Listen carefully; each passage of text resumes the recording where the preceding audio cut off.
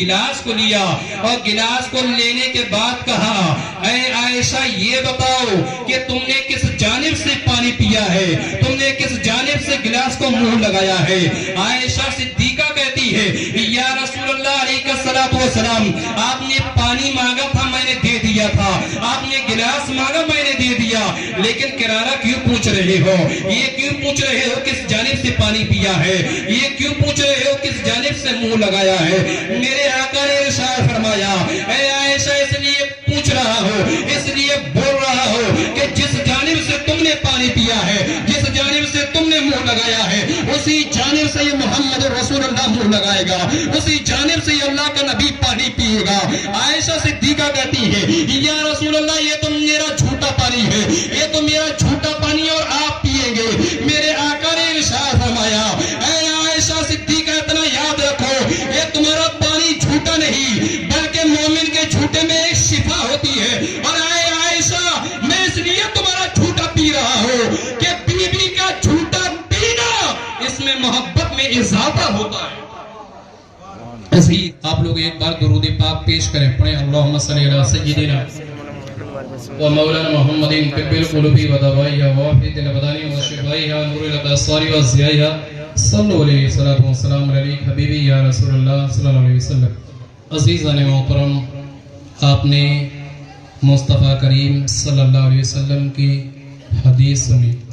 اس حدیث کا مطلب کیا ہے وہ آپ لوگوں کو میں سمجھاتا ہوں, اور جو ہمارے قاضی جو بھی ہوتے ہیں وہ جو خطبہ پڑھتے ہیں اس خطبہ کا مطلب کیا ہوتا ہے, کیونکہ ظاہر سی بات ہے وہ تو عربی میں ہوتا ہے, اور جب عربی میں ہوتا ہے تو لوگ جو دولہا ہے حاضرین ہے یہ سن تو لیتے ہیں لیکن سمجھ نہیں پاتے اس کی حقیقت کیا ہے, اس کی بنیاد کیا ہے.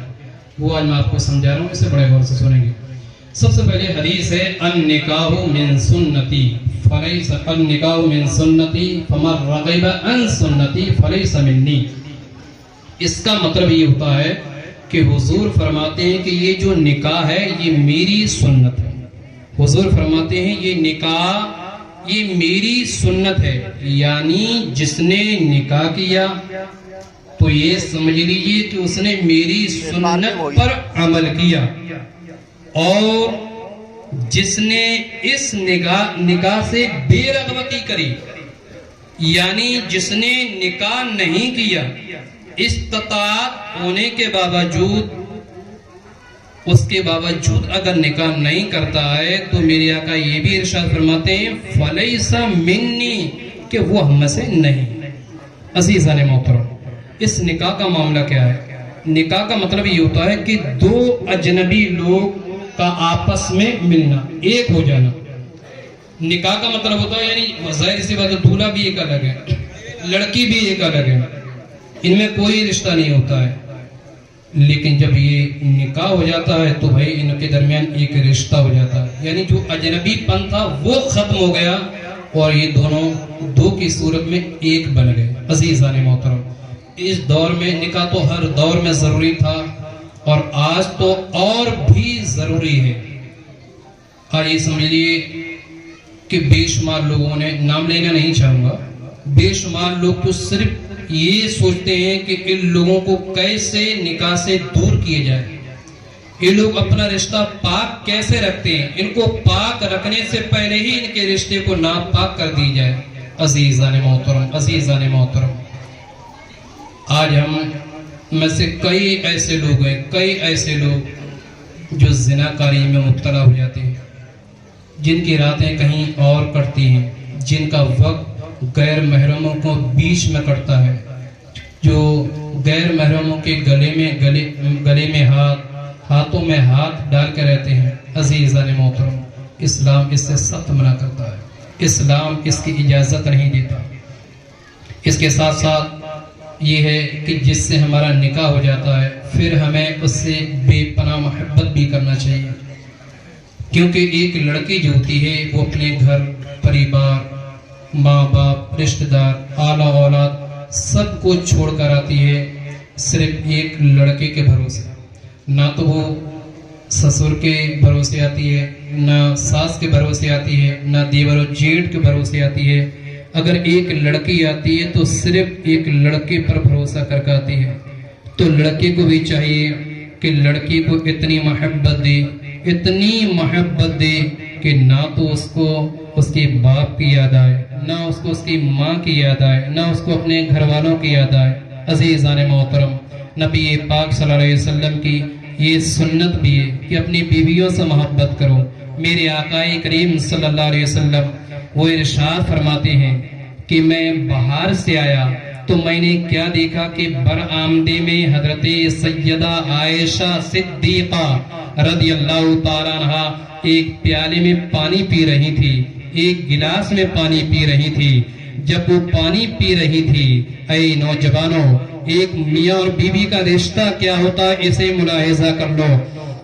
رشتہ وہ نہیں ہوتا ہے جو لڑکی کے اوپر ہاتھ اٹھا دے، رشتہ وہ نہیں ہوتا ہے جو ایک لڑکی کو بیجا ستائے، رشتہ وہ نہیں ہوتا ہے جو لڑکی کے اوپر ظلم و ستم کرے، رشتہ وہ نہیں ہوتا ہے کہ شادی کے بعد اس سے جہیز کا مطالبہ کرے، رشتہ وہ نہیں ہوتا ہے کہ جہیز کی خاطر لڑکی کو آگ کے حوالے کر دے، رشتہ وہ نہیں ہوتا ہے کہ ایک جہیز کی خاطر لڑکی کو اپنے گھر سے باہر کر دے، رشتہ وہ نہیں ہوتا ہے کہ ایک جہیز کی خاطر لڑکی کے اوپر ظلم و ستم کرے۔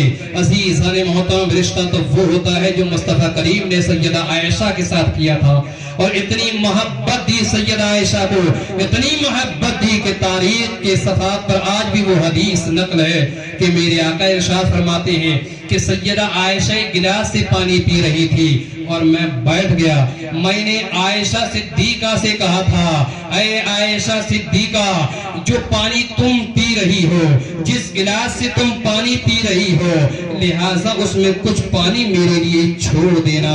عزیزان محترم، حضرت سیدہ عائشہ نے تھوڑا پانی چھوڑ دیا۔ جب عائشہ صدیقہ نے تھوڑا پانی چھوڑ دیا، اس کے بعد میرے اور آپ کے آقا صلی اللہ علیہ وسلم نے اسی گلاس کو لیا اور گلاس کو لینے کے بعد کہا، اے عائشہ یہ بتاؤ کہ تم نے کس جانب سے پانی پیا ہے، تم نے کس جانب سے گلاس کو منہ لگایا ہے؟ عائشہ صدیقہ کہتی ہے، یا رسول اللہ علیہ الصلوۃ والسلام، آپ نے پانی مانگا تھا میں نے دے دیا تھا، آپ نے گلاس مانگا میں نے دے دیا، لیکن کرارہ کیوں پوچھ رہے ہو؟ یہ کیوں پوچھ رہے ہو کس جانب سے پانی پیا ہے؟ یہ کیوں پوچھ رہے ہو کس جانب سے منہ لگایا ہے؟ میرے آقا نے ارشاد فرمایا، اے عائشہ اس لیے پوچھ رہا ہو، اس لیے بول رہا ہو کہ جس جانب سے تم نے پانی پیا ہے، جس جانب سے تم نے منہ لگایا ہے، اسی جانب سے یہ محمد رسول اللہ منہ لگائے گا، اسی جانب سے یہ اللہ کا نبی پانی پیے گا۔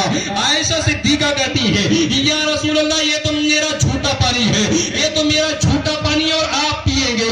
میرے آقا نے ارشاد فرمایا، اے عائشہ صدیقہ اتنا یاد رکھو، یہ تمہارا پانی جھوٹا نہیں بلکہ مومن کے جھوٹے میں ایک شفا ہوتی ہے، اور اے عائشہ میں اس لیے تمہارا جھوٹا پی رہا ہوں کہ بیوی کا جھوٹا پینا اس میں محبت میں اضافہ ہوتا ہے۔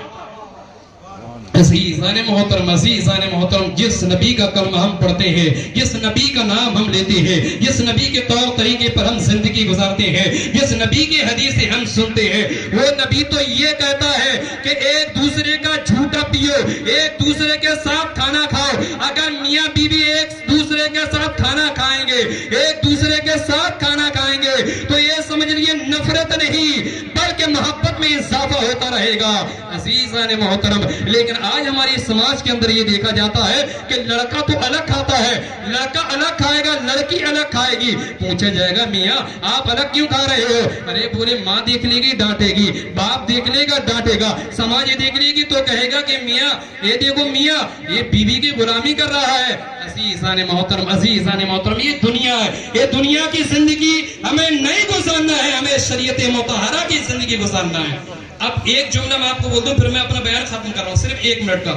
ابھی میں نے کہا تھا کہ میں بحیثیت قاضی آپ کا نکاح فلاں بن فلاں کے ساتھ کر رہا ہوں علاوہ نان و نفقہ و سکنا کی۔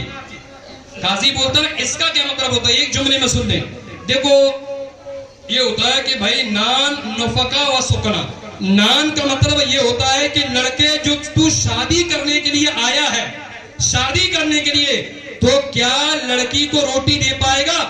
لڑکی کو کھانے کے لیے دے پائے گا؟ لڑکا کہتا ہے ہاں۔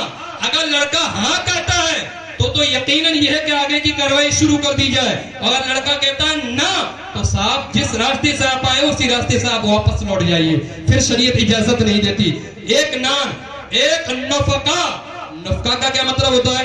نفقہ کا مطلب یہ ہوتا ہے کہ بھائی جو لڑکی کی زندگی میں جو کام ہوتے ہیں، مثال کے طور پر جو خرچے ہوتے ہیں، کپڑے کا خرچہ ہے، سنگار کا خرچہ ہے، اور بھی سامان خریدنے کا، یعنی جتنی بھی اس کو دنیا کی ضرورتیں ہیں ان کو تو پورا کر سکتا ہے یا نہیں؟ لڑکا کہ ہاں تو بولے کارروائی آگے شروع کی جائے. لڑکا کہتا ہے نہ تو بولے اس نکاح کو روک دی جائے، پھر آپ کو اجازت نہیں ہوگی. یعنی روٹی بھی دینا ہوگا، خرچہ بھی دینا ہوگا. وَسُقَنَا، اے دولہا دلہن کو لینے کے لیے آیا ہے تو کیا سر چھپانے کے لیے چھت ہے یا نہیں؟ ایسا تو نہیں ہے کہ بھائی راستے میں چھوڑ دے گا. کیا ہے؟ تب کہا جائے گا اب آگے کی کارروائی شروع کی جائے. اسلام وہ پاکیزہ مذہب ہے عزیزان محترم، اگر حدیثوں پر عمل کر لی جائے تو انشاءاللہ دنیا بھی سمجھ جائے گی اور آخرت بھی سمجھ جائے گی. اللہ کی بارگاہ میں دعا ہے پروردگار ہم تمام کو شریعت مطہرہ کے مطابق زندگی گزارنے کی توفیق عطا فرمائے. آپ لوگ دعا کے لیے ہاتھ اٹھا لیں.